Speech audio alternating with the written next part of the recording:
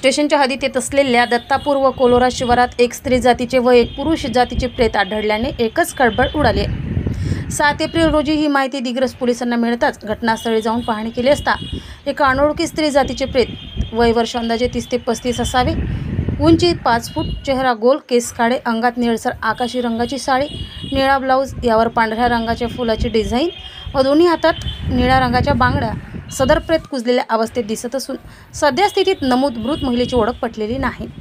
तसेच आज 8 एप्रिल रोजी सकाळी अंदाजे 6 वाजल्याच्या दरम्यान सदर प्रेताजवळ पोलीस स्टाफ हजर असताना माहिती मिळाली की एक पुरुष जातीचे प्रेत अंदाजे 100 मीटर अंतरावर पडून आहे।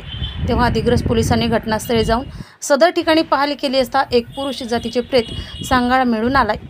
सदर पुरुष जातीचे प्रेताची सुद्धा ओळख पटली नसून सदर महिलेस किंवा पुरुषास ओळखत असल्यास दिग्रस पोलीस स्टेशनला कळवण्याचे आवाहन पोलीस निरीक्षक सेवानंद वानखडे यांनी केले आहे।